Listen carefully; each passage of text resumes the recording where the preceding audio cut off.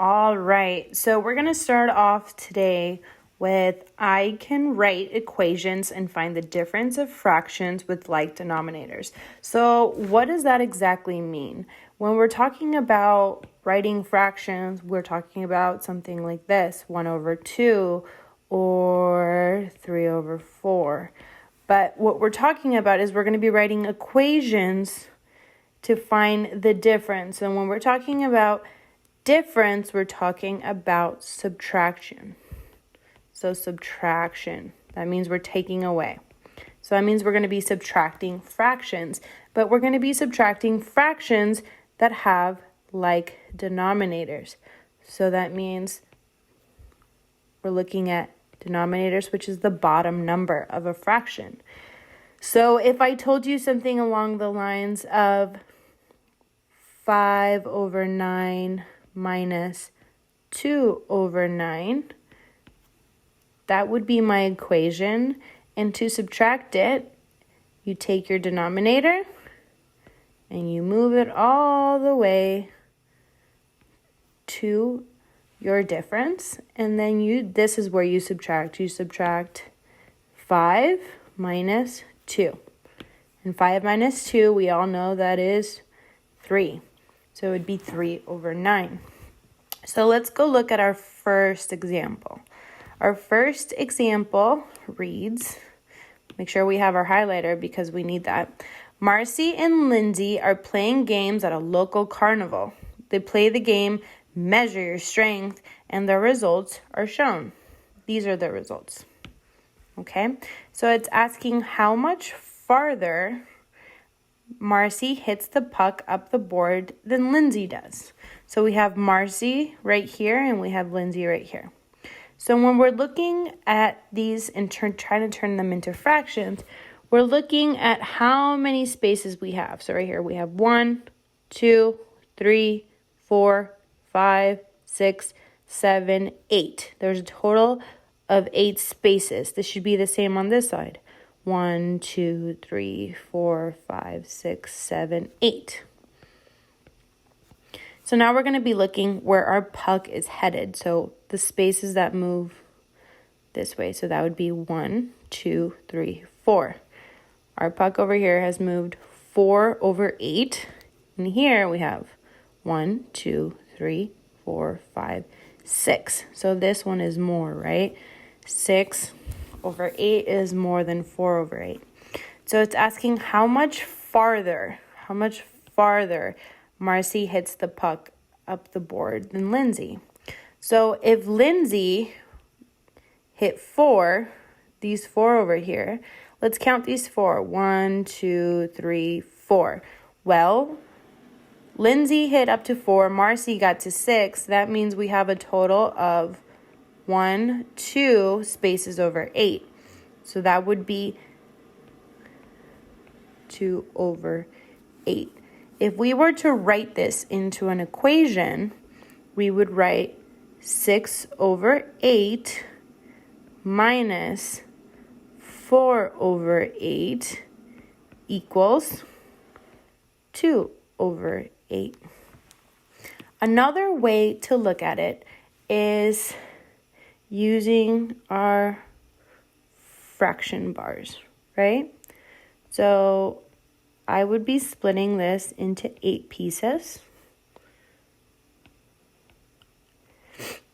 And I would take 2 of them because 1 has to be for my 6 over 8. So I would have 1, let me use a different color here. I would have 1, 2, 3, 4, 5, 6. So that would be for this one. And then for 4 over 8, I would have 1, 2, 3, 4. So if I wanted to take away 4 over 8 from 6 over 8, I would just cancel out 4. So 1, 2, 3, 4. That leaves me with 2 out of 1, 2, 3, 4, 5, 6, 7, 8. All right, so let's look at another example. So another example is we have something that looks like this. And the question reads, Leo checked the levels of grape drink in his cooler before and after lunch. How much grape drink was used during lunch? The cooler holds 1 gallon. So this is the start of lunch and this is the end of lunch. Since you guys are so smart already, I'm sure that you can decide the difference, that you know that you have to take this away from that one, right? So if we were going to make an equation, we would write 9 over 10 minus 3 over 10. What would that equal? Well, I would have to take this whole thing away. That would leave me with, I don't have really marker areas, but I could if I wanted to, 3, 4, 5, 6, 8, 9. That would leave me with 1, 2, 3, 4, 5, 6 spots.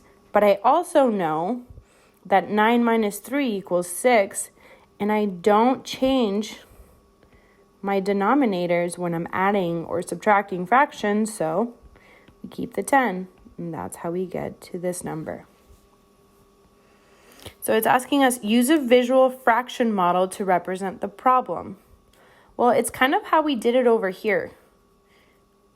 So we want to create a visual fraction model. So I could create the bars.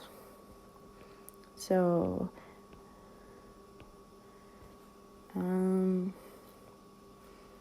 that gives me 9 spaces. I'm going to copy and paste. Nope. I'm going to copy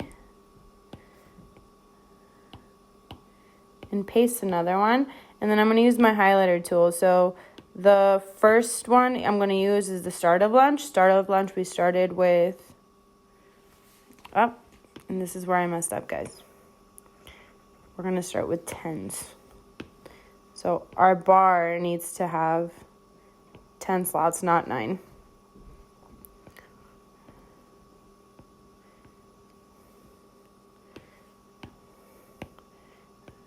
And I did it again.